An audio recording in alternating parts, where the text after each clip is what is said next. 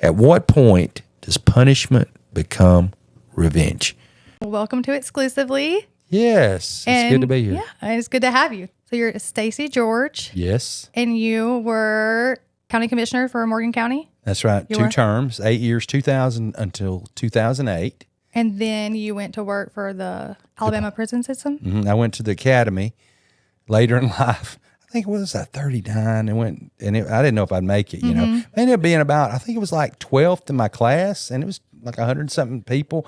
And I was concerned whether I could maybe make the course because I was out of shape real bad when I started.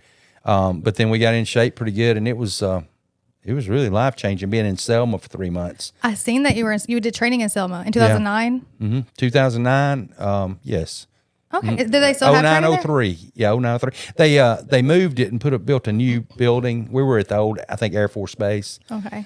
But they moved it. They have a nice building now, but it's always right beside the state troopers. So people don't realize that correction officers are highly trained. We're probably the highest trained, most highly trained officer in the United States as far as corrections.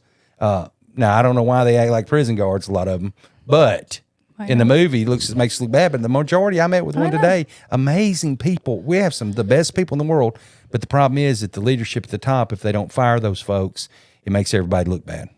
Oh, what do they say? One bad apple ruins a whole group. That's exactly right. There's bad and good in everything. Exactly. There is. Exactly. But you got to get rid of them. And that's the problem. You don't promote them. I know. But at the top, if they're the top person, so what would that be over the correctional officers? Well, that'd be the governor, and then they appoint the DOC commissioner, and then it just kind of goes down into, the wardens. I'm thinking about, the wardens, at the prisons. So Shawshank Redemption is one of my favorite movies of all time. Right. And I've watched it 1,000 times. Right. So you were just in a movie, The Alabama Solution, on correct. HBO Max. It's the real life Shawshank Redemption. It really is worse. It's worse. Crazy. It's crazy. I watched it twice. Thank you for watching, because a lot of people, they're like, I don't want to get HBO. I don't want to pay. I'm like, dude, you spend more. It started out $9.99, then $10.99. I think it's what, $15 or $19. I just got it. It was 18 something, but that was for no ads. Right. You can get it cheaper for ads. But why wouldn't somebody watch it? I said, you couldn't go to a movie that cheap. You couldn't even drive there hardly for that price. So people and everybody in Alabama should see that movie. It's the #1 political movie in the United States. It won the, the Critics Award, and now it just made the list a few days ago, and it's made the list of 15. It's ready for the Emmy. So whoever wins that wins it. So it's going to win probably, this movie. Oh, it's amazing. Unfortunately, it's an amazing movie to bring awareness. Right, exactly. The content is disgusting and disturbing in any kind of word that is just inhumane. It's unbelievable. You didn't see everything in there. Because I'm just thinking, the things they didn't show it's crazy. I've got it in my head. I was de-escalated when they showed up. I did a press conference to tell everybody after I left the prison. I said, I'm leaving. The Lord gave me confirmation. My wife had a dream. I had 2 dreams. So when I left, I had kind of briefly knew who they were, like a casual thing. But then I decided that, I'm going to leave. I prayed, and the Lord said, go tell everybody. So same thing I did in Morgan County as county commissioner. I told everybody what was going on, corruption. And so I just went down there and told everybody. And of course, the movie people showed up at my house, and I thought they were the Justice Department, because 2 days before the Justice Department came to my house, they sit in there and cried. Why? Because of the things I told them. They asked me questions, and I was like, they were just sitting in there, and you could see just tears rolling down their eyes. And I was like, they're like, did this? I'm like, yeah, it really happened. It really happened. And they did a pretty detailed report on why they didn't move in Washington. I don't know. Well, I do know. I went to Washington. But you know what? Really and truly, it's different. We want to blame it on the Democrats or Republicans, but it's all garbage, because really and truly, the people in charge, both times they had 2 chances, 2 different parties, and neither one of them did anything in Washington. And that's the bottom line.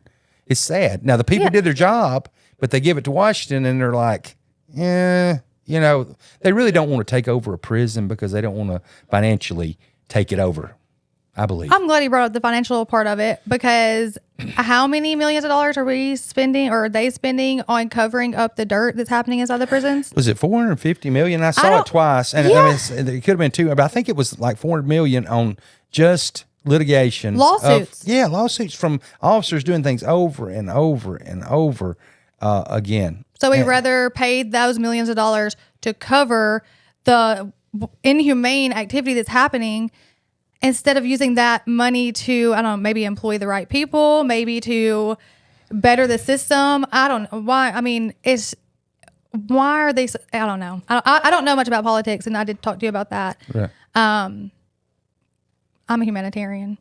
I think I'm just for the people. I don't care what what political party you're on. You don't want to ask me questions because I don't know about that.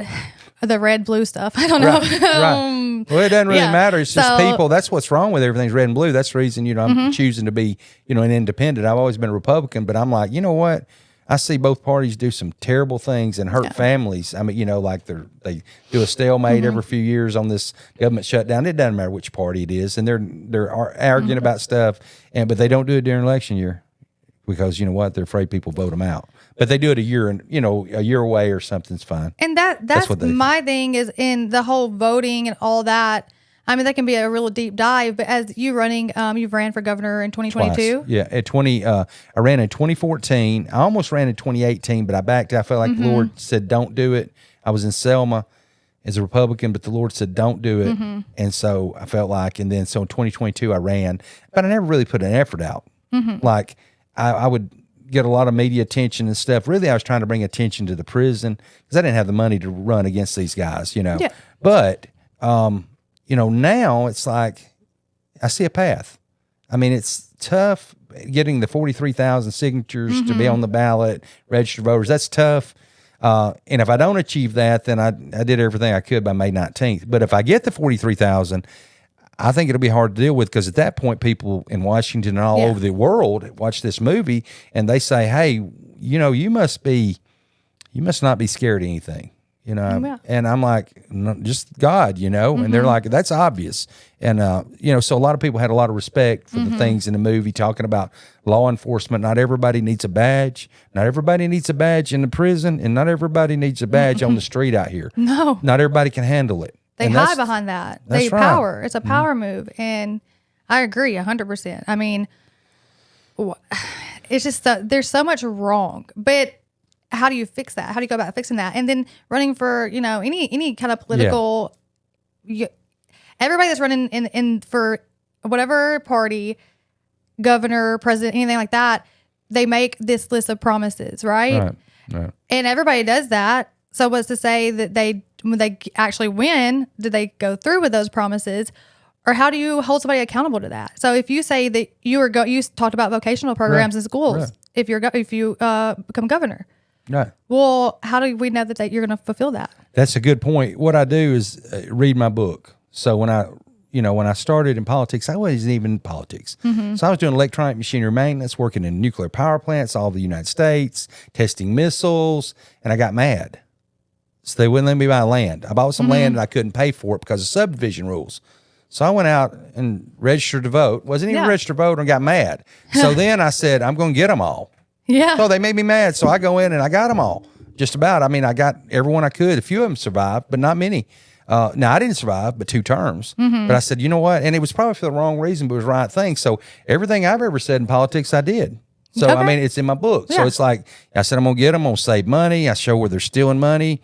There's like just several examples. And there's so many articles. I never had a no comment. But I did everything I could do. And even if I couldn't do it, one of the things I was going to do is try to get it back in district voting, but they wouldn't do it. But I put it up there and they voted it down. But everything I told them that I would attempt to do, you did. I did. So I don't have any, I don't know of anything that I haven't never done that I said, now, when you get in politics, you'll put these things out here and like there's certain things that'll be tough, like the education, everybody does good in here. The prisons, I'd like to do some radical changes in the prisons, but I've got a super majority of Republicans. All right. They respect me. I know all of them, been knowing them since 1997. There's a few new ones.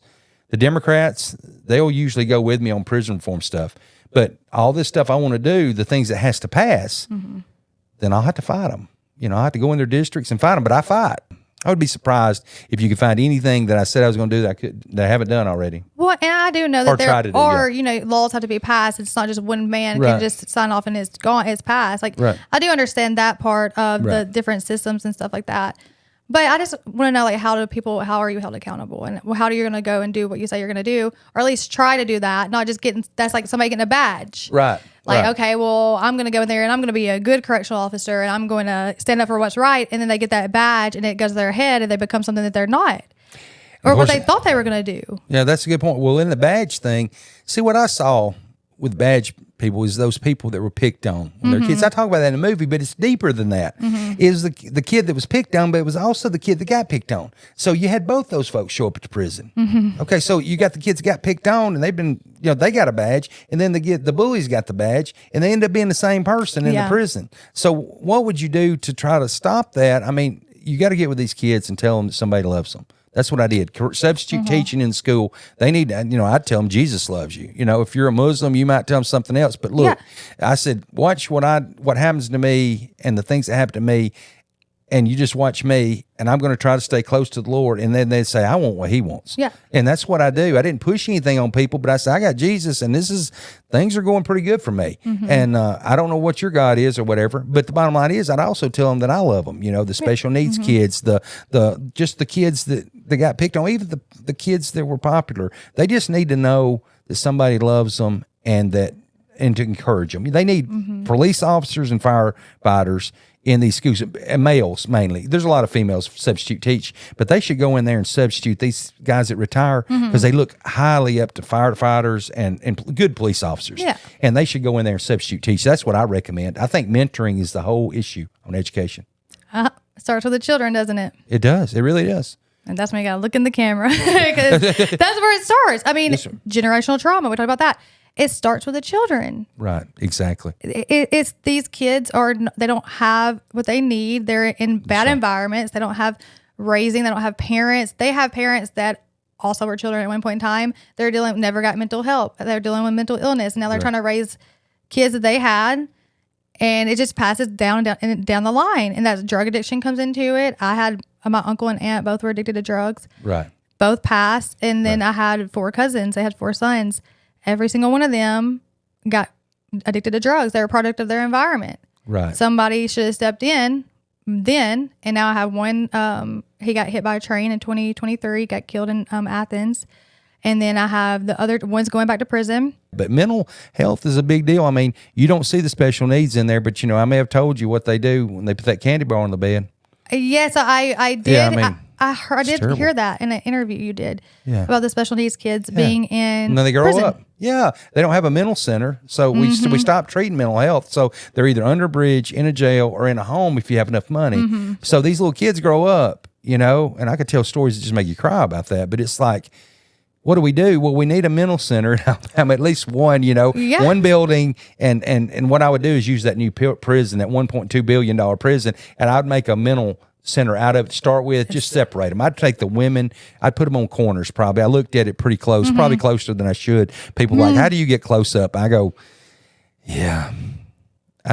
I'm old country boy and I do hunting and there's fear. What corners are you looking at? Yeah, I'm like, but the corners of the prison, the new prison. Oh, okay. The new prison. So you look at the corners and you can see that I think we could separate, put the special needs women.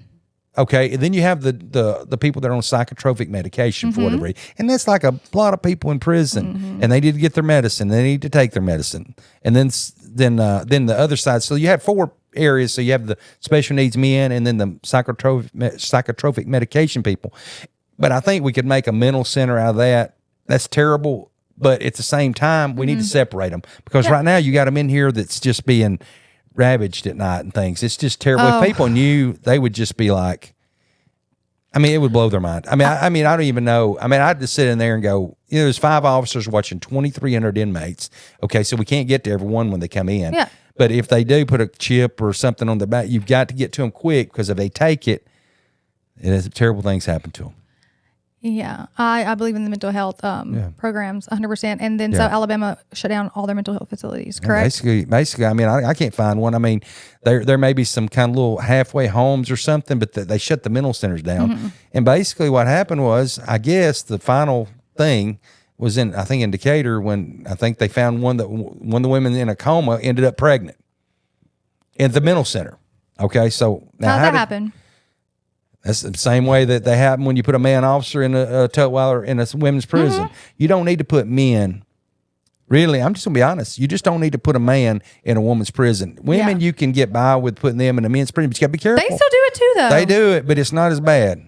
Men are just worse to do that. And I believe I'm a man, and I'm just saying I believe that it's better to put them on the perimeter truck at these women's prison, have them where they can respond, but don't put them in there. Don't put them in there. And then the women, I mean, you got to be careful. The nurses run off with, incarcerated people. Men run off with men. I mean, I'm like, didn't it just happen here in like Laredo County where that that lady ran off with, I was right here in this county, and the only time I got written up at the prison, I said all kind of stuff on TV. I was sitting right here when that happened. I was campaigning for governor, okay, getting ready to, I was running. I was putting up signs or something, and I go, wow, this is a good opportunity to get on TV. So I do, like, I call the media, and they always put me on TV, so I go, they come over here and interview me, and they say, what happened? And this is where I messed up. I felt it in my spirit when I said it.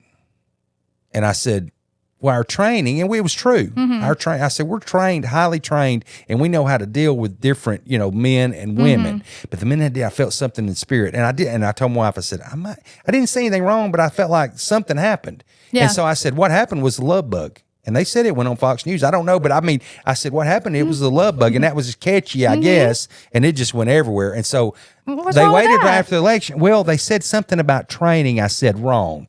And so they were looking to write me up to keep me off the news media. So they wrote me up just about 6 months after the election. 3 months later, I resigned. And so I just went ahead and left because I'm like, they tried to gag order me so I wouldn't tell anything. But I was very careful when I was running not to say anything about the internals of the prison because they would have written me up before. But I was surprised they didn't write me up before because one time Governor Bentley was in the prison, and I went down and did a press conference down in Montgomery, and I said he should be in prison. And he was actually in prison. And then later on, I filed the ethics complaints that got him out of office, and he would have went to prison. Yeah. So it's in my book, all the filings. So you was in there doing research. I was researching everything. I've always researched. I mean, I and it's not that I'm that smart. I just know what to look for. Most of the time I get out of the newspaper, I'm like, that's ethically wrong. Yeah. And I know where to do it. I say, you need to get the examiner of public accounts involved. Then you need to go the ethics. Then they need to work together. Then you need to go here. And then, so you read my book, and then you'll know how to get everybody. And your book is Let Stacy George Do It. Yeah, that's right. I gave a lot away when I first have written the book in 2019, but now you can't really find them, because I'm in the movie, and I guess that. Well, I was trying to buy one, and it just gave me the e-version, but I love me a good tangible. That's yours. I like that. Thank you. I'm going to read this. It's got several chapters in there, and it tells about the sheriff going to jail, about not feeding inmates. See, I was doing this before. Is that for Limestone County? No, that was in Morgan. Morgan County. Okay. They fed them corn dogs 3 times a day for 3 months. Corn dogs? And pocketed all the money, the food money that we getting paid from the state. And it was legal. Legal? Up till a few years ago. Because they were paying for the corn dogs? No. They got them free. Free from where? Side of the road on I-65. Who's giving away corn dogs? Listen to this. I'll tell you that story real quick. Sonic? We got time. Okay, so in the book, what happens is the corn dog truck turned over, a diesel trailer, 18-wheeler. So the sheriffs in both counties say we want them. So Limestone, which was Blakely, when he got half of them, and Bartlett got half in Morgan County. So they get them. Well, Blakely feeds them out, once a day or something, right? And they get the $1.75 a day. At that time, they could keep all the food money. So anything they had left over. All right, but they changed it. Governor Ivey did change that. But listen, in Morgan County, guess what they did? They fed them 3 times a day for 3 months. Called it pancake on a stick, and pocketed $1.75 times 300 or 400 inmates. Add that up. I mean, that's not including their salary. Now, this is just extra money they had. They're just taking it home with them. Maybe $250,000 they probably make a year off just feeding inmates, not feeding inmates. Okay. That's crazy in Alabama now, the only state. Imagine that. So imagine a pancake on a stick. They do have those though. They do, and they're good, but I wouldn't want to eat them for 3 months. Would No. you? I love me some pancake on stick, but not that. Like, I've never had it. but I've you seen know, it. it's sad because they were already stealing, feeding them for 80 cents a day out of the $1.75, and then the corn dog truck turned over. But where we got them at was we were under a federal court order as a county commissioner, and it said in there. I looked in the small print, and it said you must adequately feed inmates. And when it said that, it went off my head. I said, we're not adequately feeding inmates. So anyway, bottom line is he went to jail. He had to serve 1 day in jail and eat every meal. The federal judge, UW Clemens, put him in jail. And it was legal to keep it, but in our court order, he had to adequate. He didn't call that adequate. So he had to eat every meal and he got out. But when he got out, he was mad at me. He had to eat every meal that... In the federal prison. They took him to federal prison, the sheriff, and he had to eat every meal, and then they let him out. Those aren't good meals, are they? I don't know. It's probably better in that federal prison it was that state prison, but yeah, corn dog's pretty good. And that breakfast food, I'd get them make me a big old egg sandwich every once in a while in the prison. It was pretty good. Hey, I've learned some things about some ramen noodles. I can make some good ramen noodles. I've never been to jail, but I was married to someone that had been to jail a few times, and he can make some ramen noodles. Well, that's what I'm talking about. They throw some taco stuff in it, and you got a meal, man. You throw a lot of things in some cheese. So, I mean, hot sauce, and there's a lot of things you can do with some noodles. I'm getting hungry just talking about it. I know, but that's insane. I did not know that about the corn dog truck. I knew a little bit about Limestone County. So I have a cousin that's a sheriff at Limestone County. Yeah. I love him. I've had great experiences with him, and he unfortunately had to respond to a lot of calls with me and my ex-husband. Right. And then, I did go sit in Mike Blakely's office one day. Mike and I, and at the end, we got along good.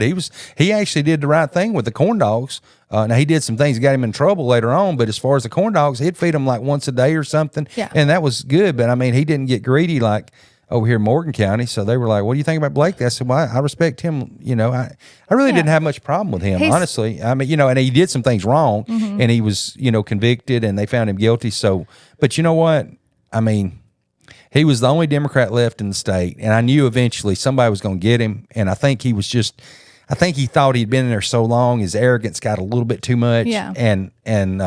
But when you got all Republicans running the state and you got one Democrat sticking out like that, if they can get him anything, they're going to grab him, and they did. They got him. I don't have any problems with him. I have a problem with the system. Yeah, I do too. I have a problem with the system, and my husband was got addicted to meth, and he was in jail, and something just set me off that I was trying to push for him to get mental health treatment, right? And how that is non-existent in the system, right? So I'm like, he's supposed to be on medication. He was supposed to be on medication, right? So I'm trying to get him that push to get on medication. He gets put on in the jails. Then he gets released with no health insurance, no way to continue taking this medication. That's right. Right. So it's his supplies. You get him on this medication. You let him out. He doesn't have it anymore. He doesn't have resources to get it, and he gets put back in jail. And he would be. I think he was sober for maybe 4 months, and then one day he had called and just talking crazy. Yeah. And I'm like, is he getting it in jail? Is he getting... Yeah, that probably did. You get more drugs in jail a lot of times than you do on the street.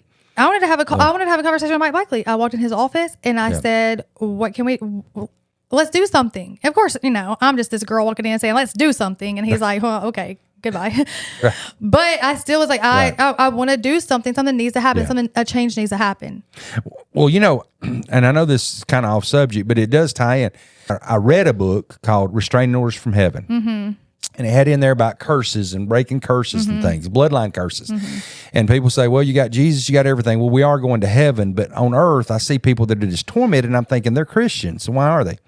So I learned something. A lot of this drug addiction, you can read, and I'll give y'all some cards. I do that ministry. We do ministry. We do it. We've got it in their language. We have a card that you can read to break curses, renew your mind. It de-escalates people. It'd give me 30 minutes to de-escalate these inmates before they tune them up, what they say. Tune them up. Yeah, tune them up's not good. Now, they didn't tune them up in front of me. They'd move me somewhere else, and then they'd tune them up. But the bottom line is, I never failed to de-escalate with these 3 scriptures and this prayer. Okay, but the curse thing, I'd see people fall on the ground and literally fall on the ground when they broke this curse. And they'd go home from prison in 3 weeks, and they'd break drug addiction. Not every time. Yeah. But you got to break those demons loose. These are demonic things. Okay, drug addiction, all that, that's demonic. and it's not of God. So I mean, so if it's not of God, it's demonic. I mean, now some of it's our physical, fleshy nature of doing things, but when it's a problem like it is massive, it's a demonic stronghold they have, drug addiction, and all that. It is, and then I believe that drug addiction is a mental health issue. I believe it. People usually with a healthy mental health are not going to go out here and just do ice just because, like. Right. So a lot of times it's people that are dealing with something internally in their mental health, and they're not getting they're not going about it the correct way. They're trying to self-medicate. Right. And then they get addicted to these hardcore drugs, and it's like, okay, what led you to this? What led you to want to do this? And I've spoken to a lot of people that's on drugs, and I would say, oh, do you do it to feel good? Do you do it for like a high euphoric feeling? Because clearly I can tell you don't feel good. And he said, no, I don't do it to feel good. And I said, do you do it to feel bad? He said, no. I said, then why do you do it? He said, to feel nothing at all. That's a good point. I mean, I see this, in prison. I see it out on the street too. I noticed, I started watching things in prison, but the same thing happened in prison is happening on the street. It's just you can see it better in the prison because there's not as much going on. Yeah. I mean, there's a lot of stuff going on, but you're in a cell, you're in a confined area. So I could see that people were missing things. And wouldn't it make sense that if your dad was in prison and you in prison, your brother does, somebody you talk about getting run over by a train, they need to break that curse. Okay. So if you have things, weird things happen, you break your foot, the same foot 3 times, but I'd been raised that I was poor. My mom would always say, we're going to be poor. Well, what we would do is we'd speak that into existence. We said, okay, we all going to be poor. So I was pretty much poor till I started realizing that we're not supposed to be saying we're poor. I'll be like, I'm broke. And I'm like, I'm not broke. I'm not broken. I'm not broke. I just don't have, I'm just on a path. But I do need to read that curse because I had 2 exes that moved to Texas. There you go. I got... So that's this in Arkansas, but there you go. Yeah, Texarkana right there. But you build well the curses too. Now people don't realize this, but when you're married to somebody, you get a divorce, that creates a certain curse. So everybody in this room needs to read that card, regardless whether you've been, because there's certain things. And you basically, it's just a repentance thing. You break it loose, and what it is, familiar spirits follow you around. I mean, just like demons and angels are assigned to you. And they're taking notes, and they know every weakness you have. They know every weakness I have, and they know exactly what to throw at us. And then you get your flesh involved, but then you got the angels taking notes, and you got the demons. So, I mean, it's really... Mine are busy. They're very busy. Yeah, mine stay busy, too. Running in circles, I was over the law library. So, I made sure I got in there. So, I did 1,200 notaries in a year, and I was over all the religions. The Wicca, they had the Native American grounds. You got the Muslim, you got the 5%ers, the Sunni. You had different branches of that. Some of them were radicalized and some of them weren't. But I had a funny thing happen. It really wasn't funny, but it was kind of funny. Because it's the not so funny part was a Muslim. They have Ramadan, and they're much more dedicated than the Christians. Okay, so every day they'll face east and they'll pray at the certain times, and they're much more committed than we are. Okay, I'm just saying they are. Yeah, they are. And so they pray, and so they do a little more fasting. I think they eat a few honey buns. They call it Ramadan or whatever, but they do. They probably break their diet, which we all do. It's hard to fast. I love to eat, but anyway, the bottom line is this guy has a heart attack. Okay, and he's going to. I'm going to crossover gate. And the gym officer most of the time. And so anyway, he says, I'm a Muslim. I said, well, I would pray for you. I believe in Jesus Christ. And I said, I will pray for you, but I don't want to offend you.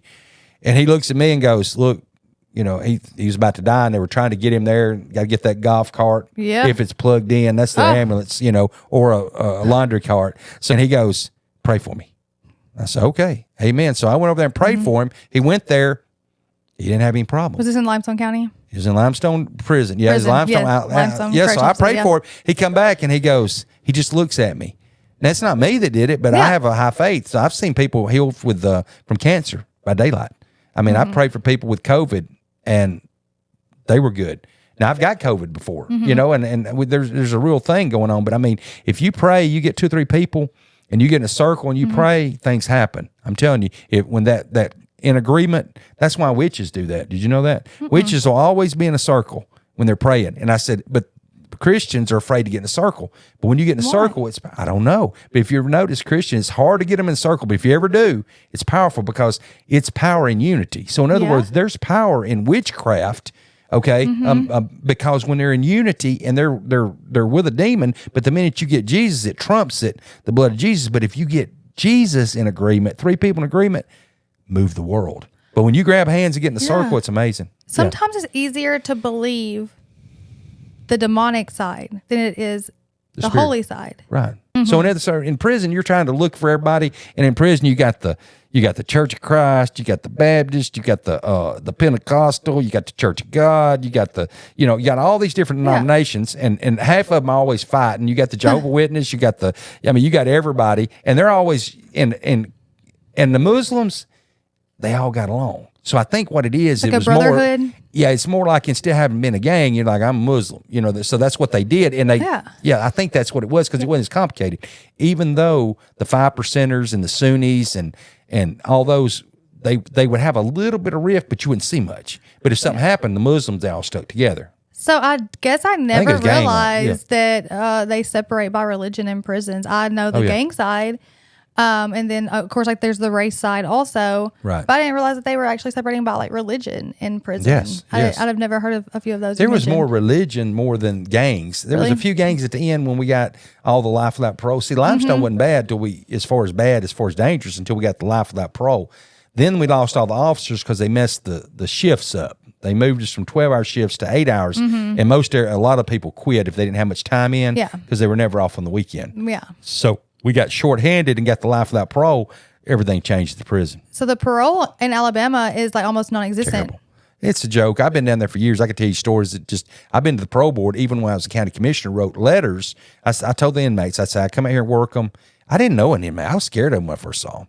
So when they come to work for me, my foreman had worked at the jail before, and he goes, they'll work good. And, so went out there, we'd feed them good. I said, don't yell at women, scream at them. Don't have dope thrown over the fence. And I said, if you do a good job, I'll write you a letter to judge. So I wrote hundreds of letters, and I even went down there a couple times to parole board because I was like, I was working 10 to 15 inmates, and I didn't even have to hire new employees. I had a lot of inmates working, and the people in the district, they were angry. See, and that's how I would do it at the state. People don't realize if you've not ever been around an inmate, then you're scared. Okay, the people are. Yeah. And so what you got to do is, so what I told them was, I said, when you see the garbage truck going down the road, I said, follow them, because I had a slew of inmates, and I said, look, whenever you get out, take the trash can halfway to the door after the trash, so they get used to you. And just take the trash can up there for them and leave, come back. Don't talk to anybody.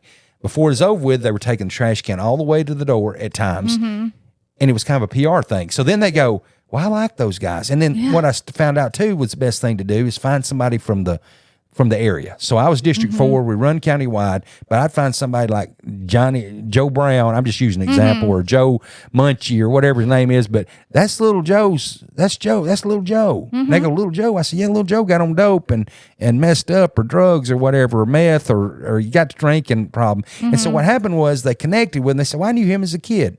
He used to be at the store. So what happened was we're in a rural area, and so people started knowing, well, everybody messes up. Well, yeah, they do. And so what would happen is they accepted them. And that's what they would have to do at the state, is that we would have to get to the point where they're around these inmates. When I win, the person I'll keep the close to me is a murderer. You know why?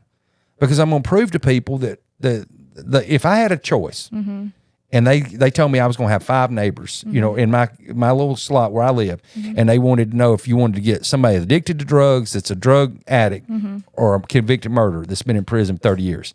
I would take the murderers every time. I wouldn't certain ones, they're serial killers, out there. But I'm saying somebody murdered somebody on dope when they were 18 and they've been in there 30 years, they have a perfect record. But now the drug user, it's a tough thing. Now, I'm not saying drug users don't get off drugs. They can. But if I had a choice, because they'll steal your lawnmower and stuff they get in there. The murderer, he's going to protect you because he's so thankful to get out, and most of them are just, you never see them. They like live in a cave. They're just like thankful to be out of prison. But now the drug users, they have to break these curses off. They have to forever. Most of them smoke because they can't. They have to have some kind of high. It's the drug schizophrenia, demon. The psychosis that comes from it. It's awful. But drug addiction's terrible. It's a demon. Drug demon's the worst. Yes, it really is so bad. And I think that's what you had to have emotional intelligence. People need emotional intelligence. They don't have that. They don't have common sense. No. So when you talk about hiring a felon or putting a felon to work or living beside someone that has a felony, they are like, oh, that's you. That's the worst thing you could. It's like people don't have common sense to know that you're not talking about a serial killer when you say that. You're not talking about someone that's like a pedophile. You're not talking about those type of people. There are people in prison right now that are not even guilty of the crimes that they have been put into prison. I think the best people that to teach children are the people that have been there and been through it. The felons, and felons can't have a job. They can't get a job. It's tough. It's getting easier, but because everybody's desperate now. Yeah, like job. They can be around children. They can't do this and do that. I'm like, not everybody in prison or has a felony is a bad person. These are people that have made mistakes. We've all made mistakes. Sometimes we just Thank don't God we didn't get caught. Exactly. I could be in prison. I'm the first one to admit. I could tell you an instance where I could, but I didn't get caught. Exactly. I mean, we have to be honest. Gotta be quicker than that, I'm saying, I'm just saying by the grace of God, I'm not, but I could be in prison and probably on several, drinking and driving or whatever you did when you was young, and it was terrible and stupid, but people don't get caught and they're like, they think they're higher. It's like, you've done that before. Right. But that's what happened when you get to looking in the mirror and people realize that I could be in prison or you could be in prison. See, all the men listening to this, they could be in prison. Now, they'll say they might be one. Some of the women could too, but every one of the men's drink and drive probably when they were young. Yeah, possibly. Most of them. Do. Now, I found one, maybe 90%. Let's just say 90. Okay. Or whatever, did drugs or whatever they did. But the bottom line is women too, but more men. I pick on men because I'm a man. It's just easier to pick on men. But let's say something about sexual predators. Okay, so I watched them. I can pick one out in Walmart probably now because sometimes there's special needs that don't know anything hardly, and you don't even know why they do it. But some of them are special needs, but they're highly intelligent. Okay, but what people say, I'm worried about that pedophile getting out. I said, you know what I'm worried about? I'm worried about that guy in Limestone County that I saw his little kids and I saw what he did to them, and he didn't go to prison. You know why? Because he had a lot of money. And I tried my best to make sure that man went to prison. I know exactly where he lives and didn't live very far from that prison. Yeah. But his family's got a lot of money in Athens and big money, and he didn't go. Okay. And he's out there and he dates the people. I saw this, and he dates, when he started dating again, he would date the same age kids, about 3 and 4 years old. Yeah, 3 and 4 years old. Yeah, so what I'm worried about is for every poor person, the only people in prison for most part is poor white people, black people, and brown people. Okay, rich people don't go to prison, especially rich white people. Especially. Yeah. Now there's a few, but not many. So I'm worried about the ones that's out here, these professional jobs that are pedophiles that have a good attorney. And so, I'm worried about these guys too, but don't even think for a minute that you're safe. Your child's safe. No. Because you need to really look at them. And so I look at everybody different because I studied them so long, And you know what I think about after watching this movie? The correctional officers that are just terrorizing these inmates that are using their badge to beat on and murder and rape and they are criminals. They're criminals. They're criminals. They're worse than the inmates. Yeah, and they're walking amongst us every day free. That's right. And so what we should do is we should prosecute them the same. If an inmate comes up and stabs an officer, and I know this happened, he got stabbed by one of those things, those shanks. Of course, we hadn't shown those shanks yet. We might show in. But he got stabbed with one right in the center there with that long thing. He got stabbed in the side of the head because the officer wouldn't let him get a corn dog. Okay, so he stabs him in the head. He dies. We could get a corn dog. Yeah, he was going through the line. He wanted to get an extra corn dog. They're free. Yeah, and they weren't giving him the corn dog. Well, they were going back for seconds, and he told them no. Well, he beat him, and so that one right there, something like that one right there, okay. And he got stabbed right in the temple, okay. And the officer dies. A few days in the hospital, he dies. Terrible. Now that officer, from what I gathered, wasn't a bad guy. No. But the inmate was probably on drugs, and I got to actually work with that inmate in SEG later on. Well, as long as he wasn't on drugs, he was fine. Model inmate. Yeah. Okay, so what I'm saying is that this whole thing is complex. It is. It's very complex, and those weapons, they're homemade weapons in there, and everybody has a weapon in prison or two of them, and you know why they have them? Why? It's not for killing nobody. Only one person out of 99 will have one to kill somebody. That's why everybody has to have one. These things right here are our guns. Like we have a gun, a shotgun in the corner or something for protection. That's what these things are for, is protection. because you only got 5 officers. Yeah. So who's protecting them? Nobody. From other inmates. Yeah. And from the officers. And from the officers. I'm thinking, so the officers go in, and this situation where it did happen, but a lot of the officers go in and they get that badge, and they're terrible people. But what happens is, if that inmate got, they're trying to get him the death penalty. Okay, so what should happen is Gadsden in the movie, he should get the death penalty. So if an officer does something to inmate, it should be the same punishment, if not worse, because you're a badge, you've got authority, and you tell somebody to drop that weapon, even if he had a weapon, you tell him to drop the weapon, then you beat him to death with your weapon, then that's just like, really, law enforcement officers should be treated twice as bad if they have a bad record. Now, if they do one time something bad, a mistake, they don't have a pattern, we could all make a mistake on a split second. One time I could say, but you've done it 20 times or 3 times or 5 times. That's a pattern. I mean, you need to go to prison. You actually need to be treated worse than an inmate that stabbed somebody, because you got authority. You disarmed him, and now you beat him to death. Bludgeoned him to. So that was the guy that killed Stephen? Yeah. So Gadsden, yeah. So they read a list of things off to him of, a record of what he did, and he was just like, yeah, maybe, allegedly.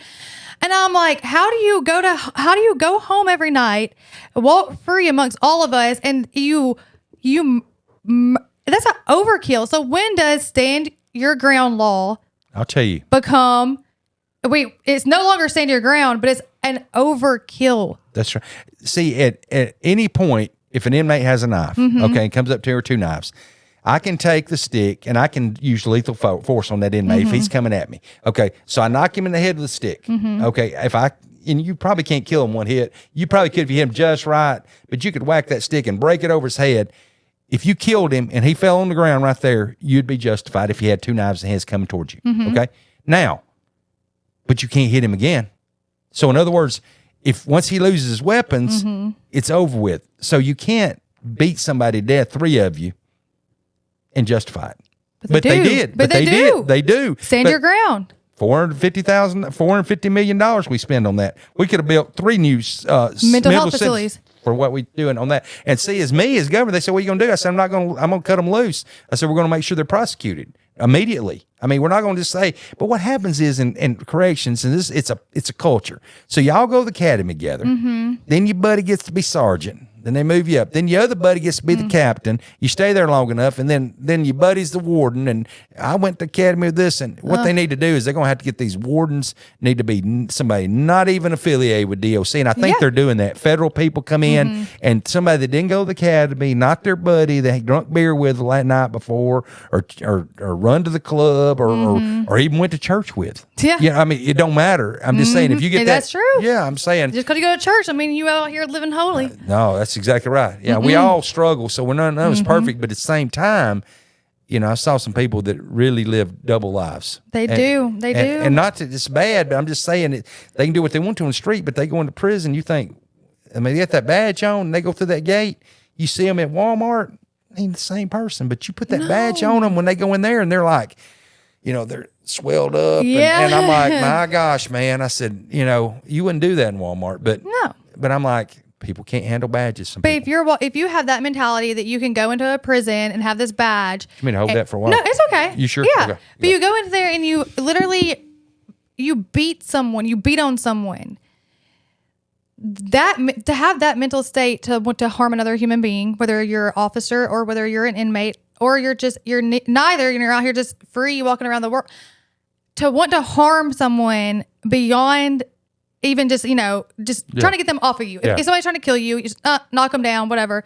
But you continue. You want to keep beating on them. You want to keep going. That's mental. You're a serial. That just makes me so mad. You're right. And see, what happens is that's the same person that went down here to Florence to try to get a job at the city or Huntsville. Huntsville, and they say you can't do it because they do a mental evaluation. They don't do a mental evaluation on officers in prisons. So every officer in the prison, because they're shorthanded, and they lower the standards. And so then they like, well, what do they do next? Well, the bottom line is we need to have a mental evaluation before you put a badge on somebody and a stick and a spray and then a gun. We're APO certified with a 40 cal Glock and a 12 gauge shotgun, just like the state troopers. We just don't have arrest power except on state property. Well, but the problem is when they get on state property, they got that badge and they have all that authority and they can't handle it. And so if they'd had a mental evaluation, a lot of these officers wouldn't have the job. Yeah, exactly. I know one of them he's in prison right now. He's back in the same prison he was in. He's got corrections written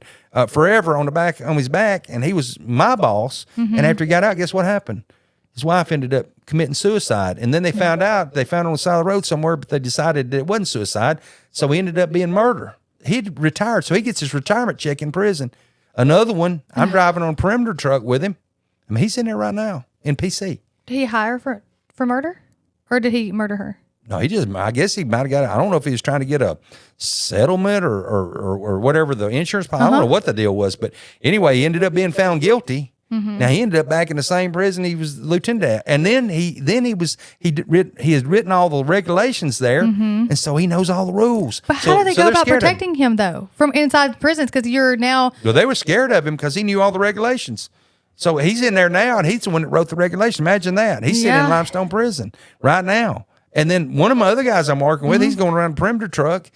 Crawls under his car to see if something's wrong with him. He's in jail somewhere or prison. Anyway, one day he doesn't show up for work. And I'm like, well, what happened to him? And they go, well, I don't know. He got arrested. So anyway, he goes in. Now, this is something I work with. He didn't like Trump. He's a white guy. There's people with white, brown, or black. That's what we call people. All right. Everybody's red blood. So that's what Jesus is going to say one day. You're red blood. He ain't going to worry about color you are.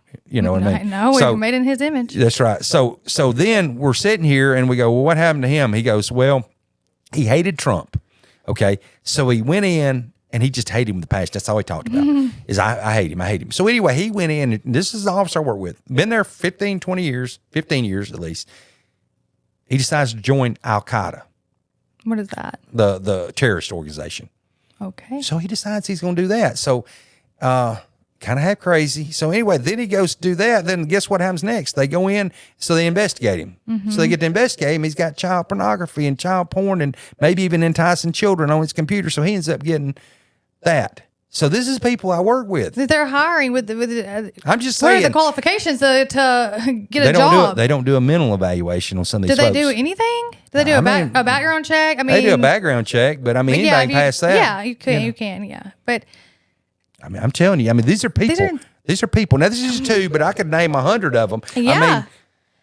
So I'm just saying now DOC has got more because they don't do the mental evaluation. Do we get rid of all of them? No. But you could knock down 80% of them if you do a mental evaluation. We did that in nuclear power plants. We go to a nuclear power plant in Arkansas, and it's in 7 people out there, and 2 would come back. Every time. And thank God I passed it. I'm probably the craziest one. How did I pass? But the bottom line is, and it's crazy questions, but I'm thinking, I don't even understand this, but 2 of them wouldn't make it and they'd send them back. So if they do a mental evaluation to go into a nuclear power plant, why couldn't we do that test on law enforcement officers? You know why? Because they can't get nobody to work out there. But now they make 3-digit income. I heard you talk about that. It's crazy. When I went in, I went down, and when I was running for governor in 2014, I give them my W-2 form. And you could have put me on WIC. That's how much we made with no overtime. And then now, if you work a little overtime, you can make, I talked to one yesterday or day before, made 120, 140, 140,000 easy. And they working overtime. Some of them made, when I was there, but they're paying them more. So there's no reason that we can't start. And they got more officers now. So they need to go ahead and put the mental evaluation in. If people making starting out at 55 to 58,000 and work overtime, make 80 in a few years, you're making 100,000. People do that job if you can get it under control. And now they're getting more officers in, but they're still not doing a mental evaluation. So it's time to put your foot down and start doing the right thing, right? It sounds easy, but people don't want to do that. No. But and I think the biggest thing is the news covers so much of police officers and out, on the streets, and the police brutality out on the streets, and then we forget about the police brutality is happening behind closed doors in the prisons.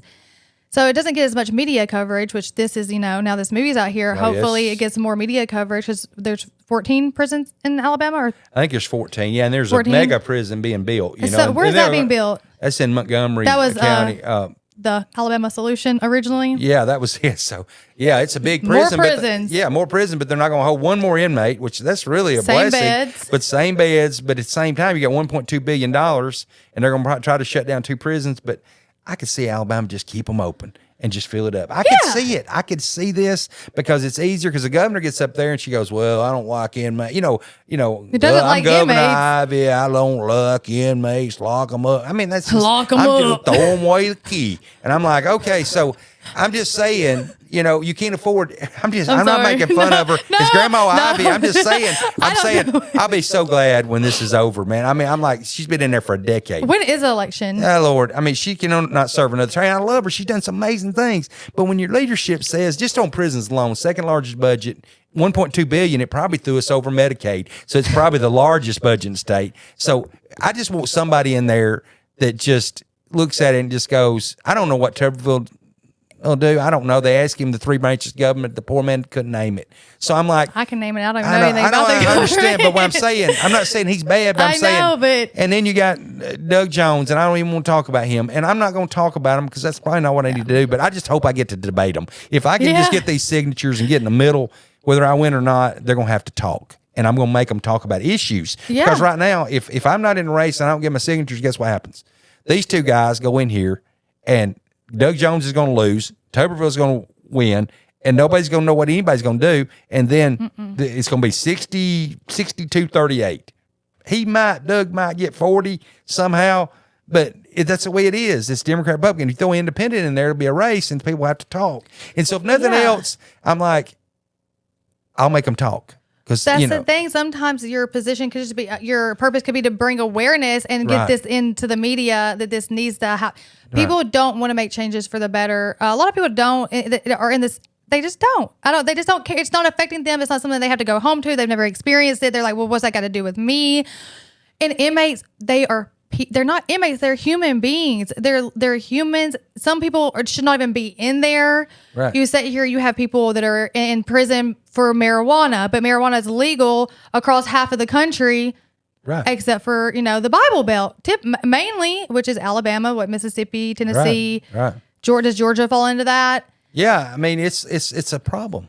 I mean, there's a lot of problems. And there's no humanity anymore. There's no humanity, and it's disgusting. And I want everyone to watch this movie. I do too. Alabama Solution. Please watch it. It's going up. Yeah. It'll probably win. And God's got his hand on it. So they said, what's happening? I said, God's justice. You look in there, I think it's maybe 328 times. You can Google it, but God is justice. God, and he's justice. So in other words, that's what it is. So God's bringing justice and using that movie to do it. And there ain't nobody going to get in his way. Listen, because God is going to rectify everything by this movie, and he's doing it. Everything's just being demolished, and politicians are being demolished, and they should be if they're going to get in the way. And if you don't know, then say, you know what, I didn't know, but I saw the movie. Let's fix things, okay? And if they if we had animals, okay, if we had animals, horses and pigs, and well, maybe they ain't horse and pig. Let's go with dogs. Yeah, let's put some dogs. Let's put dogs in the prison. If dogs were being treated like this, they would be people. There would be 1 million people around Limestone Prison. Around Sandy Ray said, if my son had been put in prison, I wouldn't have thought anything about this. And that's the truth. I've had elected officials say, I don't care nothing about him, and then their grandson got put in, and then guess what? They're like, hey, how's he doing? Have you saw him?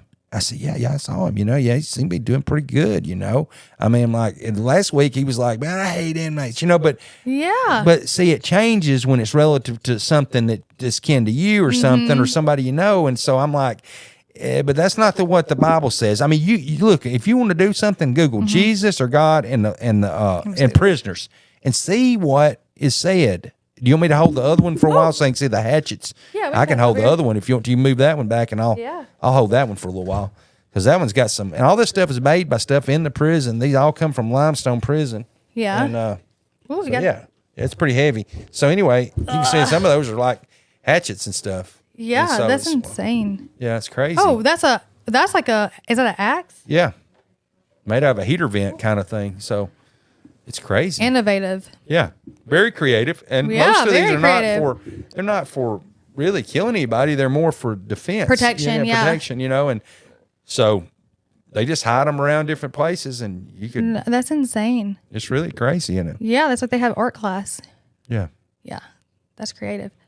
So, yeah, so prison just needs to be, if we treat them like, if we had animals in there, it'd be different. So that's so true though. Like they'll go to war about a dog, and I love dogs, and I mean, I've got a plan where we'll have I've got a dog catcher bill. Okay, so in other words, I'm going to elect the dog catchers in every county.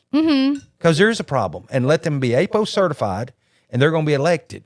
So the animal control person is going to be an elected position in every county, and they're going to have deputies under them. They're going to be APO certified. They're going to go out and arrest people that have 7 horses in 1 acre of land, and all of them are falling over, and they try to go through the sheriff's department, all these police departments, and animal control, and the mayor, and all these folks, but they're just going to go call the animal control first, and they're going to go out there and arrest them. So I'm all for good law enforcement, and now there'll be a lot of pushback, but that's funny because they say you couldn't win dog catcher. You know how they say that? That's been the old saying when you're running for office. They say you couldn't win dog catcher. I'm gonna say, well, we're about to have a dog catcher bill because I believe in justice, even with animals. I mean, it's terrible what people do with them. I just don't like injustice. I don't like crooks. I don't like people stealing money. I just don't like, and I'm not perfect. I'm terrible.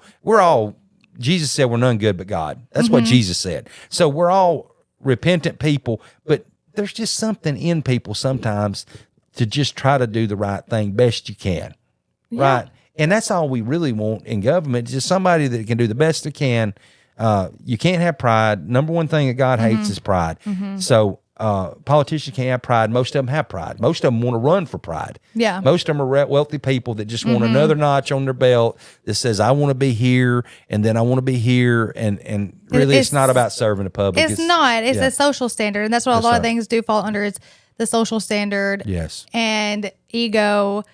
There's not a lot of people with a heart anymore. No. We need people like with the heart in everywhere, not just in office, on the streets, and treat people with the humanity. Treat others the way you want to be treated. That's the basic knowledge you should learn as a child, to treat others the way you want to be treated.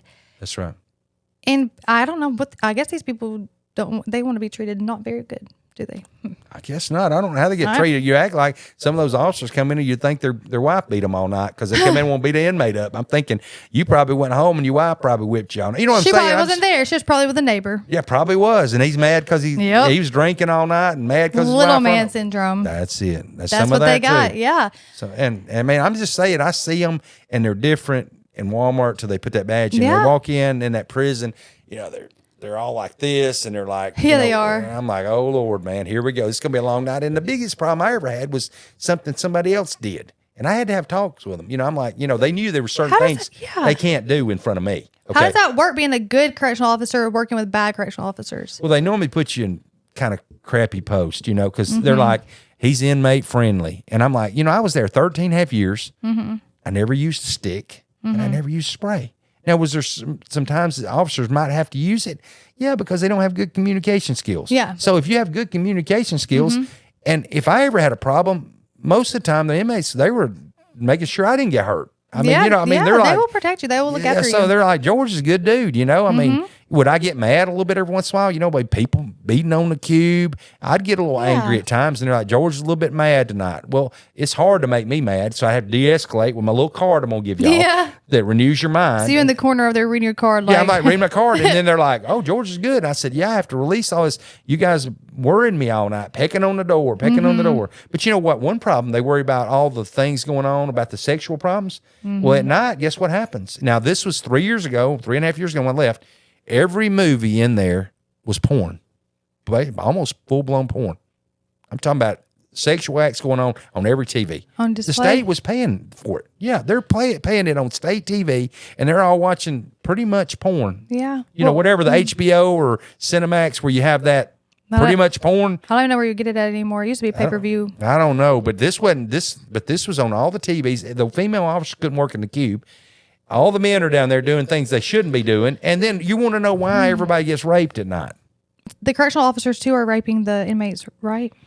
Well, I didn't see any, but I knew some of them when, like in Tutwiler, you say they're found guilty of it. I didn't work Tutwiler. Yeah. I toured it one time, but like at Limestone, I didn't see, because you had male. Now the inmates would do that to other inmates, but I didn't see any officers like.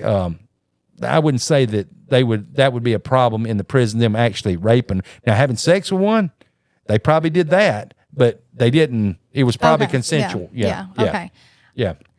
It's sad. I mean, it's a different world. Sad. I mean, it's like a third world country in there. It is, from the rats, from it's modern day slavery inside these prisons. Yeah. It's not livable conditions. And then they talk about the heat. In the beginning of the movie, he talks about it's so hot outside, and imagine there was no air inside, so the animosity, you get hot, you get mad. Well, the thing of it is, they're in that cell for like years in these little cells. They get out once a day, and they're in these things, and they're hot, and they're going, well, they deserved it. I'm going, well, you can say that, but in reality, the punishment is being in prison. So in other words, and we were just talking about, I just posted on Facebook, I talked to an officer here in this area, good guy. He trained me. He's one of the good guys. Okay, so he's like, their punishment is being in prison. Exactly. Okay, so our job is to make sure they don't get hurt, try to correct them, things like that. But our job's not to beat them to death. And the biggest problem I got, where I got in trouble the most? They'd say, hey, George, we need to get the dorm cleaned up. We got a tour coming through. So I tell the guys, I say, hey, they got dorm cleaners, and everybody does their job. They know what to do. Okay, it's kind of like at home. You got to clean your house. I don't clean mine enough. Okay, I did. But company's coming, so we got to get everything cleaned up. That's right, I got everything cleaned up. So here we go. So I go out, so I grab a broom. Oh, my. Here comes the lieutenant down there. Well, I take the broom, and I start sweeping. And so I said, hey, guys, we need to clean this up. I ain't really doing much. I'm really just putting on a show, kind of. I'm showing I'm not too good to do this. Yeah. I sweep about halfway down the stairs. They come take the broom away from me. Okay, but my dorm's the cleanest dorm. Because I'm not too good to do it. And I'm not just screaming, I'm going to beat you to death if you don't get the dorm clean. So then they come down and say, George, don't you ever let me see you touch a broom. Why? But why? I'm like, and so I'd have to sneak and get a broom, and then I'd do it anyway. And they're like, George, you're going to get in trouble. They got cameras. And I'm like, but now look, see, that's the mentality of it. So in other words, I was going to do it. Yeah. And I was going to do a notary. I had a notary. I'd do 1,200 one year. I'd notarize on a bed, wherever they had a needed notary, because nobody had notarized. They're like, they're inmates. They don't need to file nothing. Now they filed a lot of lawsuits, but it's the same. And some of them were frivolous and all that stuff. Yeah. But we're a notary. And they go, we don't get paid for it in the prison. We just notarize something, and they're trying to give you a honey bun and all this stuff. You're signing a piece of paper, ultimately. And you're getting paid. They pay for your notary stamp. Yeah. So in prison, you don't charge them, but everybody's like, they do notary, and they're like, we're not doing notary today. And I'm like, so they'd come to me. And so they'd catch me notarize something when it wasn't notary call. And I'd be like, they're like, George, don't you ever let me. I had one at St. Clair that got in front of me, onto me in front of everybody. I'll never forget it. I think he's retired now. And when he got through just belittling me for doing a notary over there, I called him in the cube. I said, "No, he's my boss." I said, "Let me tell you something, dude." And I don't get, I don't get mad. This gets my blood pressure up. Yeah, so I'm sitting here going, I said, "Listen, if you ever do that again, when we get out of this prison, I'm going to repent for what I do to you." You hear me? Take that badge off. I said, I'm going to have to repent. Okay. Because I said, no, we're not going to belittle people. No. I said, but see, that's the mentality. And I think the reason it was when I was at St. Clair, and it was a Limestone supervisor, but I think he was so scared when he went in that he was so terrified, he lashed out at me in a weird way. And I'm like, that didn't make any sense. I mean, you're over here, and it was terrible at St. Clair when we went over there. It was worse than Limestone. Where is St. Clair? St. Clair's in St. Clair County, over there around, it's probably about an hour from Arab. Okay. Out east. Yeah. And so anyway, but we went over there. There wasn't anybody there. We were working overtime just to have enough people to function. But anyway, he went over there, and he was scared, and a lot of gangs of it. It was totally different. Then Limestone ended up worse than St. Clair. But at the time, everybody was scared, and I'm like, if I did a notary for these guys and we're outnumbered here and we made them just a little bit happy. Yeah. They're trying to file something, been trying to file it for a month, couldn't get a notary. Yeah.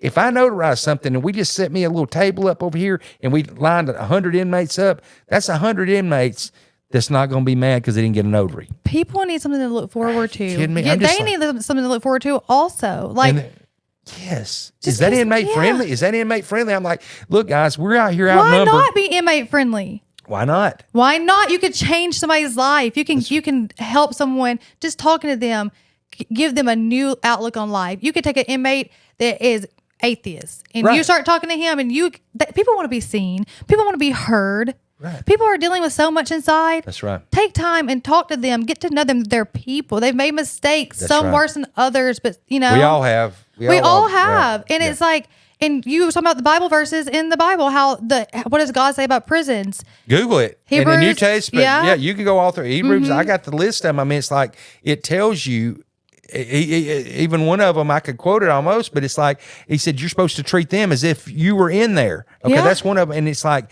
but nowhere. That's what I told them on the radio the other day down in Birmingham. They said, what do you think about this, George? And I said, look, man, nowhere in that Bible does it tell me to stomp an inmate to death. It never okay, would, so what I'm saying is we want to go to church on Sunday. Now, this is where my problem comes in. Now, I'm going to really get on some Christians here. All right, so we want to go to church on Sunday, but we don't want to read the whole Bible. You see, so when it talks about prisoners, let's don't read that. What does it say about, we don't need to do this. We don't need to do that. But it's like, we're supposed to minister to them. We're not supposed to forget them in there. And so that's what the Bible says. So, I mean, don't argue with me, argue with God, and then just go a little further and go ahead and argue with Jesus Christ, which that's who you're going to have to go before. So now they say, I don't want to watch that movie. You know why they don't watch your movie? Because they're going to be convicted. Yeah. And they're going to see all them crosses down there, and they're going to say, go to church or the devil will get you down in Birmingham. And then a few miles down the road, officers beating an inmate to death. Okay. And then you've got, look at all this, Jesus saves, and he does. But we're the Bible Belt. Everybody, I tell them all the time, everybody in Alabama wants to be a preacher.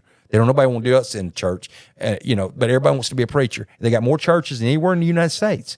All right, so we're the Bible Belt, but yet it's like we ignore the prison system, and God's not going, that puts us under a curse with God, because God's not going to put up with that. And that's what this whole movie's about. They said, why does Alabama look bad? I said, because a lot of stuff in Alabama is a little bit hypocritical, guys. They are. I mean, I'm just saying it's a little bit hypocritical, and you lose votes saying that, but you know what?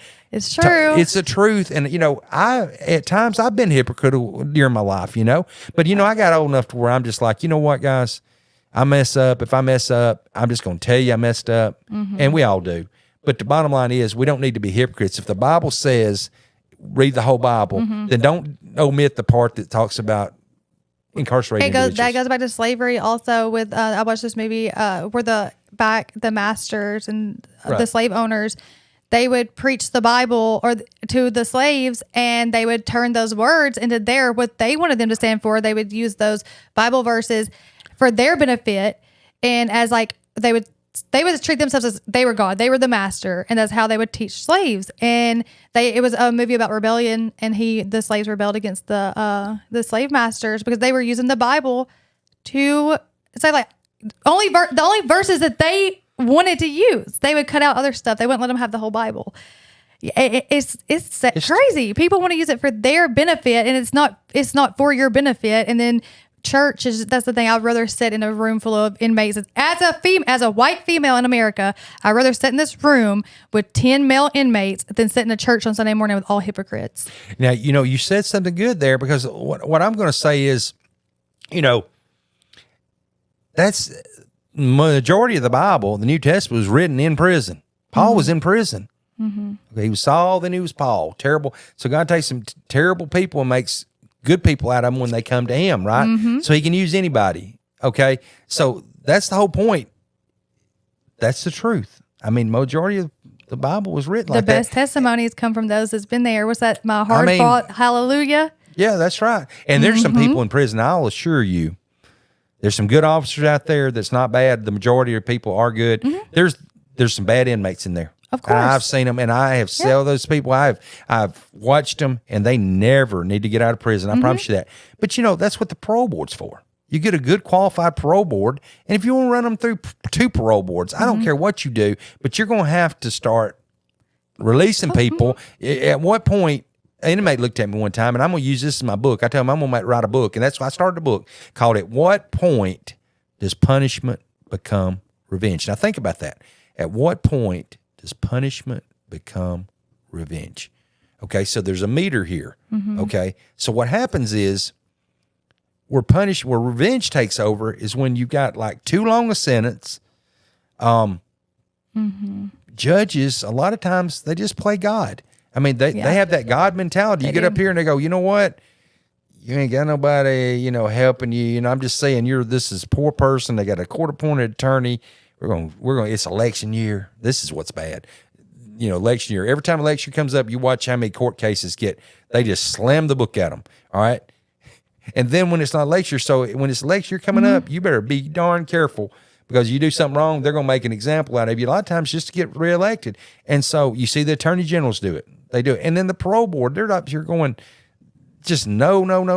And I mean, you got to be qualified to do it. And there's just so many problems in there. But what we need in Alabama and everywhere, and every state, you don't have to have qualified people to do everything. They say we need people with good common sense, like you and I can tell everybody in this room got good common sense. But all we need is just people with good common sense. But what happens is we want wealthy people that's been in this position, they served at this level and this level and this level, and they're so qualified, and you get in here. Qualified how? That's what I mean. Who qualifies? Because they have money? I guess. I mean, a lot of times that's who they put all these people in these political positions, and most of them are elites. And so there's nothing wrong with having a few elites in different places. I'm not against people making wealth. I think everybody should be able to do it. But the problem is you've got to have some normal, just everyday average working people in these positions, because with taxes and food prices and all that, the only people that understand that is people that's getting cut into. Yeah, like if you don't know how much a gallon of milk costs, why are you deciding how, you should at least, you need emotional intelligence. You need life experience. That's right. You need people that are going to sit here and be like, okay, well, I've been there, I've done that, it's affected me. Or maybe it hasn't, but it may not affect you, but you still have that emotional intelligence to say, I still want to stand up for what's right. I still want to stand up and make a difference. Yeah, exactly. See, like they were talking about what's your cabinet like. I said, well, I've already got people written down. If I win, because they're like, well, you might win, you might not win. Your chances are not good. Well, I said, but the guy Hunt, who is in my book, he said, make sure you have good people around you, regardless whether they tell you can win. Because I won and I wasn't supposed to win, and I had bad people around me. So what my point is I've got to have a couple people, and I've got a couple of very wealthy people that I'm going to put in my cabinet, because I've got to have somebody that can talk to these other people, because the majority of people in power are wealthy. So I've got to have some good wealthy people that can talk to these other people, because I'm not wealthy, and I recognize the fact that they are, and they have different needs, and I want to make sure everybody's needs met. Everybody benefits. But everybody benefits, because I don't want just you don't just we're going to have to tax these rich people. No, we just got to figure out a way that everybody can be represented. And right now, the middle income people like me and most of us in this room are not represented, because there's nobody like us in government. And the bad part about it is it's the same people that elect. These same people like us, we look out here and we run, and like when I ran a few times, they go, I don't know if he's qualified or not. And they look at my resume and they go, wow, he's pretty qualified, but I don't know. But we're the very ones that judge people. And I'll give you a good example. At one point in my life, I had to file bankruptcy. All right. Well, Donald Trump, between the divorces and the bankruptcies, me and Donald Trump are the same. Okay, they're a little different order. Okay, but Donald Trump. Did he file bankruptcy? No, listen. Yes, multiple times. But when I filed bankruptcy, I was a working person, and they go, you know what they said? They said, that boy doesn't want to pay his bills. All right, so Trump does the same thing, and they go, that was a business decision. Okay, all right, I get a divorce. Okay, and get remarried or whatever, and they go, that boy just cheats on his wife. He can't keep a woman or whatever. And then Trump does it, and they go, well, that's just what rich people do. Have you ever noticed that? It's two standards, and it's double sad. Standards and everything. But we're the very ones that do the judging. The middle income, that's the majority of people. They ain't got nothing else to do but sit around and judge people all And they day. go, well, that's Trump, and he says some terrible things he can do. And they go, no big deal. They go in church on Sunday, and they're like, that's okay. And I did. I voted for Trump, too, because I had the two people to vote for. But, when this thing's said and done, it's going to be good. We're going to live. I vote for Trump, and I did. I run as a delegate. I've met him before and stuff like that, and he's done some really good things. But you know what? At the end of the day, the world's not going to end when he goes out of office, and it's not going to end. Didn't end when Biden went out or Obama went out or whatever. Somebody's going to do it, and the world's not going to end. But now I'm a guy that votes for Trump, but I don't worship Trump. You shouldn't worship anyone but the Lord. That's right. But there's people out there that worship Barack Obama, and they worship Trump. People, and I'm like both sides, and I'm like, guys, look, this guy Trump may sit on a toilet, but he's gonna go to the bathroom like I do, and he may sit on a gold toilet, and I may sit on a white one, or a brown one. Mine's a little pink because I be spray tanning and it rubs off. So I mean, my point is we all are the same. We all are, yeah. And one day we're gonna get up to heaven, or we're gonna hope to, and we're gonna be in Judgment Day, and they're gonna, And I talk about this all the time. I don't know what color God is. I think he's probably brown.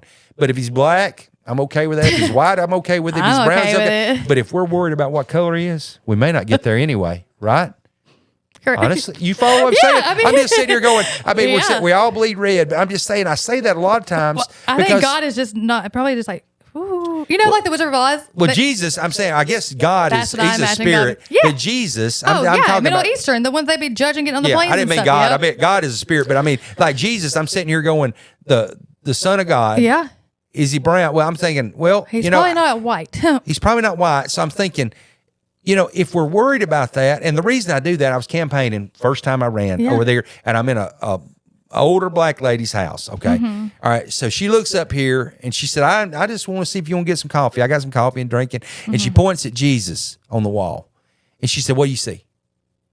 I said, look like Jesus to me. And she said, and it was a black Jesus. Oh, okay. Yeah. But she said, I was just wondering if you recognized him. I said, yeah, I recognize him. It looked like Jesus to me because, we give these little Jesus away. I'm going to do a video on it. So I got some brown ones. They don't say Jesus loves you. And I got white ones. All right. And I got me some black ones. Yeah. All right. So now I'm going to do a video. My first video on my podcast is going to be these little Jesuses. Yeah. I don't want to tip you off, but that's going to be my first one. It'll start probably this weekend. All right. But I'm going to say, but at the prison, we segregate ourselves. So in other words, we're talking about this a little bit. But let's get to prison. And one of the black officers and me, we're walking around. We go, have you ever noticed all the black officers stand together and all the white officers, the same thing with the inmates? And we talked about it. So you naturally segregate yourself. So now you go around and give a white Jesus. Yeah. If you give a white Jesus to somebody black, the little Jesus, I got him in my pocket right now. I keep Jesus in my pocket. Oh, you got is it white or black? He's white. Oh. Okay, so I want a black one. Do you have a black one? I've got one at home. I'm gonna do the video, and then we'll go start tearing them around. But let me tell you why. Because if I give a white person, now listen, this is real talk here. This is some good stuff. If I give a white person a black Jesus, they'd throw that thing back at me. Not me. You wouldn't. But what I'm saying is, but see, this is Egyptian 1%. There you 1%. Well, I don't know what I'm Irish, English. I don't know. But now I've noticed this. I tested this. All right, I go take that little brown Jesus in, give it to Hispanics, the Mexican restaurant where we all eat. Man, they took a whole box of them. They loved that brown Jesus because it looked like them. All right. So then you got the white Jesus. So if I give a black person a white Jesus, most of the time, I've tried this, they'll accept it. Yeah. Now they might, but then later on, somebody said, you see them put it on that counter crazy over there? White man. Yeah, that's why he thinks Jesus is white. But no, yeah. The point is Jesus probably, they see him as different things, it's different colors. But we talk about this, but I'm saying that's what's wrong with the whole world. Is we're looking. Why does it matter? Why does it matter? But the bottom line is, after we talked, me and the black officer, he said, we're going to stand here together. We stood there together 20 minutes, okay? And guess what happened? To the same places we were at. Naturally. The bottom line is, we all kind of segregate ourselves, but that's a culture thing, I think. And I don't know but if we realize and we talk about it enough, maybe one day it won't be like that. Maybe our kids won't be like that. Maybe your kids. My kids definitely won't be like that. They'll be very integrated. Yeah. Yeah. So. Desegregation over here. I naturally integrate to the other colors. Right. Yeah. Well, I get along people. Fine. I love learning about people's cultures. I love people. And I worked with someone, he said, I hate everyone the same. I'm like, you should just, people are people. The color of your skin does not determine, it does not determine your character. I had somebody give me a compliment one time. I was in Selma. I went to spend all my time in Selma. You seem to spend a lot of time in Selma. I do, and the Lord leads me there. I ran across the bridge I could just tell you things. In 2018, things happened. When I come across the bridge, the Lord said, don't run. And I came opposite the way Dr. King ran. And I was wearing solid black with tennis shoes. I ran 3.1 miles across the Edmund Pettus Bridge before I spoke. And I spoke at 1313, talking about the 13th Amendment and things like that. But what I thought was odd was the Lord said, run from Montgomery back across Selma, towards Selma. I ran across that bridge. As soon as I come across the bridge, it lifted, and the Lord said, don't run anymore. I felt it. I mean, it sounds crazy, but I felt like something prophetically had happened. Yeah. All right. So then I started researching, Dr. King, and I was like, what happened? But you know what was odd? When he died, I was born exactly 9 months from the day he died. Yeah. When he was killed. And I thought, because, I'm big on, I said, when did civil rights become a liberal issue? People go, oh, that's liberal. Well, no, civil rights is not a liberal issue. It's a civil rights. It's just an issue, right? It's just. Right. And they stereotype different people. There's just so many things you can talk about. Brown people. Well, the brown people come up to me, one of the Hispanics come up to me and says, hey, George, you know what? He said, I'm going to show you something. He said, did you know, this was interesting, and the prison is a snapshot of reality. He said, do you know that if you add all the black people and white people together that's illegal in here, because we had it on the list, so we could tell who was legal and illegal in the prison. I can't remember what was identified. It might have been you. I can't remember what it was, but he showed me the identifier. So anyway, under this moment, when I looked at the list, he said there's more black people and white people illegal in this prison than there is brown people if you add both of them together. South Africa, Canada. Okay, so I did it and I added them up, and there was. Because we're so focused on what the media puts out there. Well, yeah, and the narrative is, so I said, wow. He said, so you know why? He asked me why. He said, because most of the people in America are black and white. And he said, we're brown.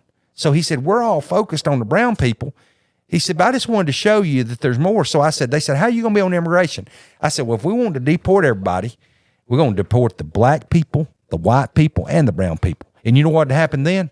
See, there's a lot of white people and black people over here that's illegal. Nobody says nothing to them. Yeah. They go through a check and they're like, oh, they ain't brown, they're legal. All right, so what we're going to do, if y'all really want to crack down on it, then we're going to deport everybody. They're like, oh my gosh. Honestly, I didn't even realize. I've never thought about illegal blacks or whites. So I looked at it and I saw it on black and white. So they say, is this real? I said, that day at that snapshot in that prison, there was more people illegal, black and white, if you added them all together, than there was brown. So, I mean, that was eye-opening. And probably this is the first time I've said it publicly. Yeah. So I'm like, what are you going to do? I said, I'm going to be tougher on immigration than all other folks. I said, because if y'all want to be tough on it now, if that's what we're wanting to do, then we're going to have to do it fair. Equal rights.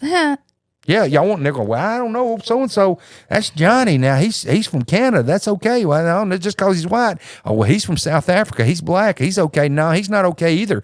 If we're going to be fair. Be fair. And you know what happened when you start being fair? Then they'll be like, I don't know if we're going to deport everybody or not. That's Cousin Joe. Not Joe. Yeah, it's Joe or Daryl or Johnny, little Johnny. I didn't realize people came from Canada except for Drake. He's from Canada. We're not deporting him. Oh, Justin Bieber from Canada too. Yeah, Canada. I mean, they may be okay in Russia. We got Ireland. Yeah. We got Ireland. Oh, and then we got we've got Italians. I'm legal, guys. I'm legal. I promise. You better be legal. Now, I am. Let's make sure now. I don't want to deport you first. Please send me to Italy, please. I'll go. Send me. I don't know. I got to take a few people with me though. I don't want to go by myself. But people don't want fairness, just fairness, all that, and then being in Selma and Martin Luther King Jr. and you went from Montgomery to Selma on the bridge because Bloody Sunday happened when Martin Luther King Jr. went from Selma to Montgomery. And they speak about Bloody Sunday in the movie also. And I'll actually be, the first time in history, I'll actually be participating this year. Are you? Yeah, I've been asked to participate in the walk across the bridge. I'm so excited. When is it? It'll be, what is it in, I think it's in, is it March, April, sometime in that time frame. I'd have to Google it. Yeah. Yeah. But it's sometime in that time frame, and we'll actually be carrying a cross. Every year I carry the cross, a 13-foot cross in some town.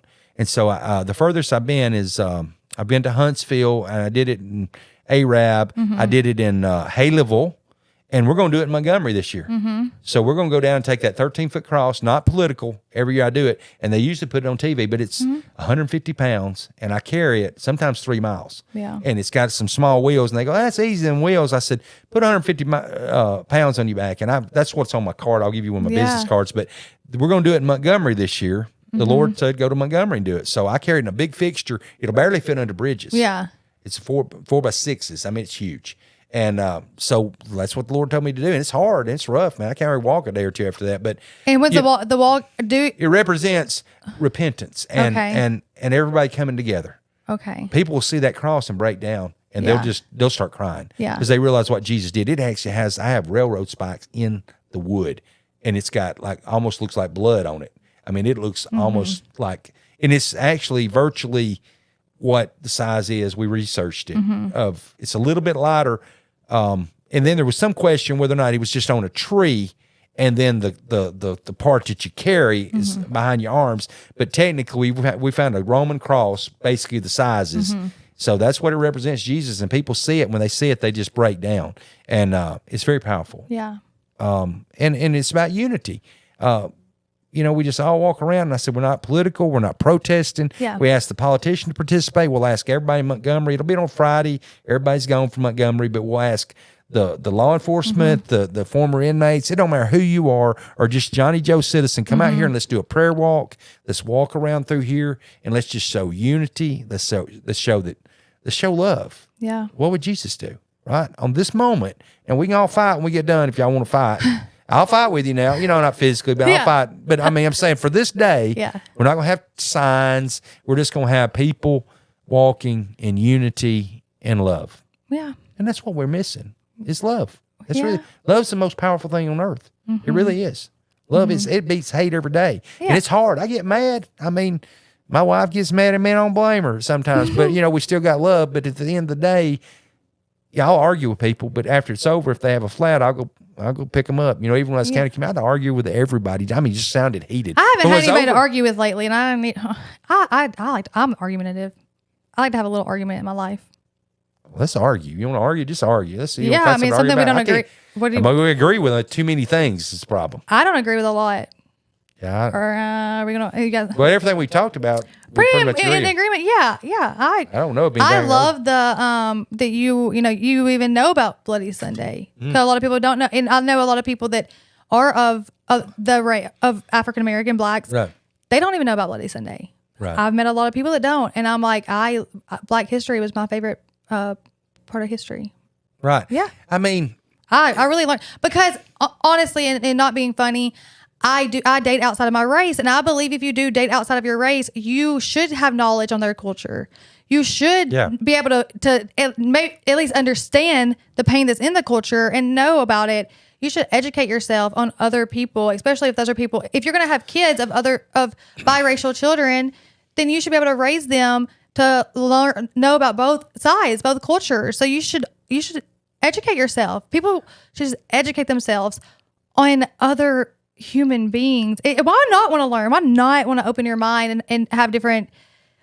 Blacks and whites are we have the most in common.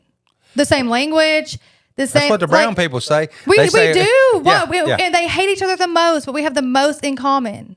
Well, a guy, a very prominent black figure. I mean, I say black, white. I'm a white figure, I guess. But he's a public figure. He's a African American, whatever you want to call it. I just say black, white, and brown. I mean, there's some red people that kind of look I don't know what to say. I don't know. But the bottom line is he made a good point. He said, I'm gonna be real with you. And I really don't want to say this because it sounds bad, but he said it's different being black.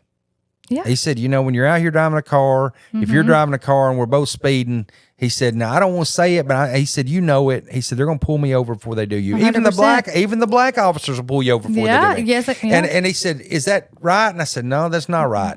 And I said, it's sad really, but he said, just imagine that, and what I try to do sometimes is I imagine myself being in a minority. And so in other words, the majority in Alabama is white.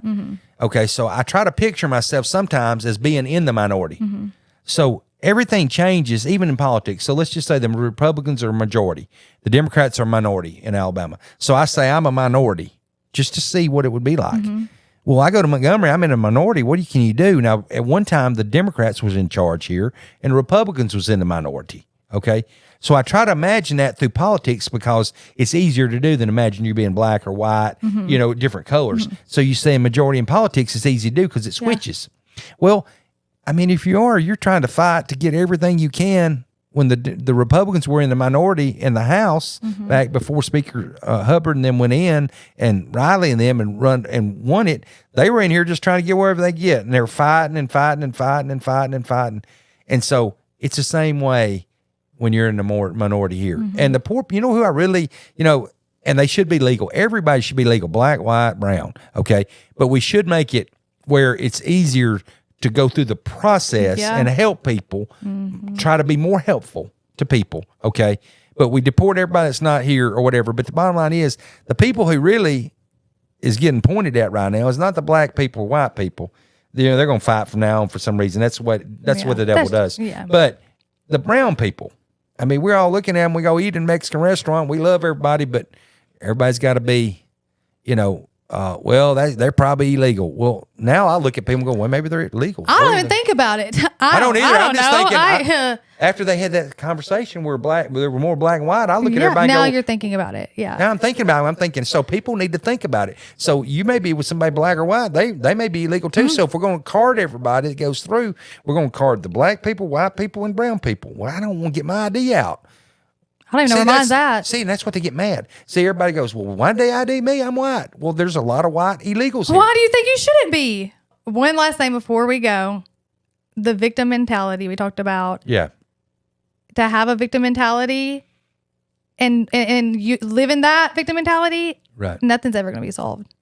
No, it's not. So it's like we have to get out of that and realize if you are a victim of something, like don't use it as that. I think you're a vessel. You take that and use it for good and betterment.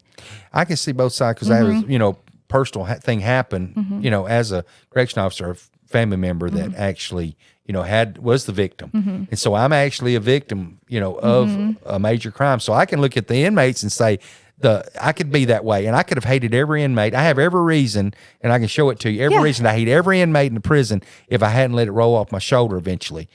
And that's what Jesus does. Now, so you got to forgive others. You got to forgive others, or you can't be forgiven. That's what Jesus said. Go up. And why are you holding somebody else accountable that had nothing to do with it just because they might fall in the same system, like the same system? That's like racism. You hate one person because of their color, because of something they did to you, then you hate a whole nation. That's right. And they had nothing to do with it. Not one thing. So the victim mentality is terrible. Listen, I'm a vessel of the Lord. I am not a victim. So, but you may see people that are. I do thank you for trusting me and coming on.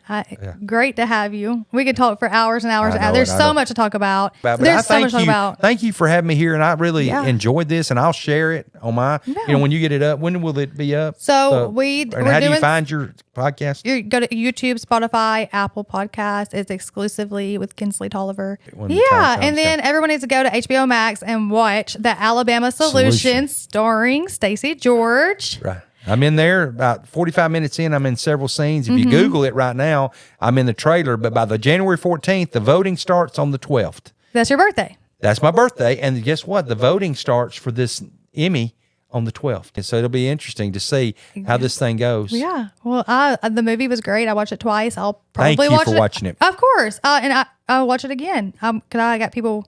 I'm sending it to everybody. Y'all go watch this movie. Invite some people over. I would invite people over almost every Sunday that too cheap to buy HBO. So I say, come on over, or I invite people. I won't say they're too cheap. I'm just going to say that a lot of people are too busy, and a lot of people just don't want to do it. They just don't want to do it, but you can use my password and username, and then I'll text you the code when it asks you if I'm traveling.